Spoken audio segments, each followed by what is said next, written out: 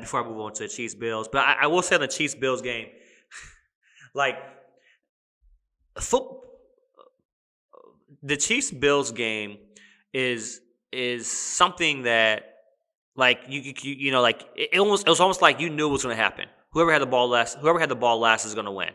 Um, and uh, the Bills were so cocky. They were so arrogant from beating. They were so cocky and so arrogant from beating the Patriots that they forgot they had a game to play again. And this Chiefs team, they lost. The Chiefs lost to them on the regular season. That's a different team that in the first half of the season. The Chiefs really didn't start picking up steam until towards the middle of the season and really finding their footing.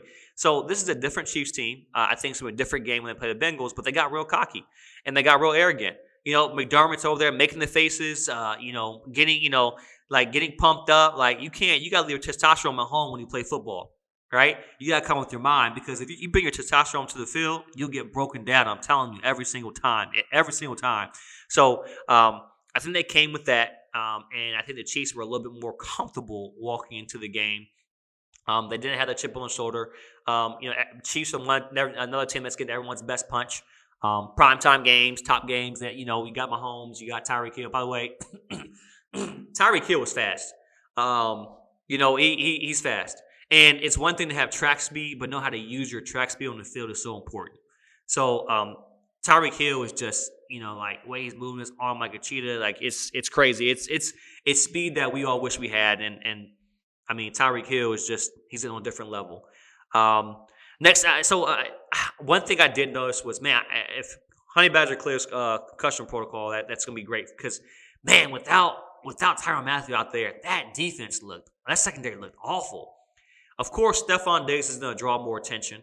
So you have other guys pop up, like Gabriel Davis Gabriel Davis was actually selected in the fourth round. I mean, what is still? But his last year at UCF, he had 1,200 yards, he had 12 touchdowns. I mean, 72 receptions in 12 games. I mean, he's out there, dogging it. 6'2", 216, ideal size of the receiver.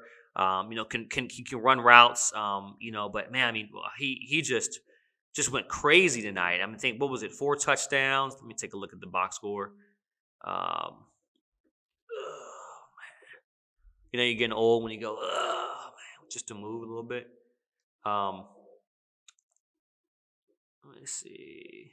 The box score. Yeah, Gabriel Davis had 8 catches, 201, 4 touchdowns. I mean, he's a playmaker and playing along. That's one of the benefits of playing along side with a great receiver, Stephon Diggs. And Stephon Diggs did have a solid season. I mean, he had 103 receptions, 1,200 yards, 10 touchdowns. I mean, it was a quiet. I mean, it's crazy when you say it's a quiet 1,200 yards and it's a quiet 100 receptions, and a quiet 10 TDs. But when you look at Stephon Diggs, year over year, I mean, last year. I mean, he played ball. He had 1,500. He had 127 receptions, 1,500 yards, and then 8 touchdowns, more touchdowns this year. But when that happens, you typically see a drop because teams start teeing off on you, and understand that you're a playmaker and they start paying attention to you. So, but this was his top season. But for the fact that I don't know, like for the fact that Stephon Diggs had 6 targets. 6 targets and then three catches. I don't know what's going on there. I don't know if they did something to stop him. I do know they were paying extra attention to him. They made sure that sometimes they bracket him as well too. Cover 6. I saw that quite a bit. Like so, they did make sure that Stephon Diggs was he was in the back of their minds, which did up opportunities up for some other receivers like Beasley, of course, doing damage in the middle. But like I said, it was just an old fashioned old school shootout. But I did say Honey Badger leaving is it made a big difference in that and allowing them to career. I think the game would have been different if Honey Badger was there. If Tyrann Mathieu was there, it'd be a different game. So Mahomes once again played great. I mean, had a phenomenal game. Nearly 400 yards, 378, 3 touchdowns, only sacked twice, QBR 96. Had almost 70 yards on the ground, 7 carries, 1 touchdown. I mean, he came out like, hey, Kermit the Frog was playing football. Cheetah, once again, 11 receptions, 150 for one and one tub, and then Kelsey. Pringle, Harmon, man, those guys, man, they really are like speedsters. But I mean, you tell them to run an over route, they're great. Anytime of route creativity, it's kind of weak. But man, those guys really kind of do a lot for Kansas City. So, but yeah, I mean, a great football weekend. I want to talk more about how the teams are going to approach how I feel the team should, and how they're going to approach each game that they have. So between the Chiefs and the Bengals, and then the Rams and the 49ers, we got some good ones. I think that right now everyone's kind of in the mindset of like, okay, now we're here. You have a Chiefs team who was beating the brakes off of the Bengals and lost, who were probably pissed off and want to play the Bengals. You have a Bengals team who was a bunch of young guys who have nothing to lose, and they're just out there playing football, having a good time. You have a 49ers team who beat the Rams, but the Rams, that motivation really wasn't necessarily there for just a seed versus wanting to get in the playoffs.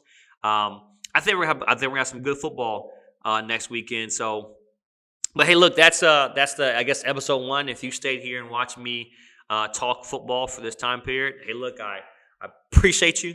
I talk like I don't want to spit in the mic, but I appreciate you. Like I said, I'm gonna try to do this consistently.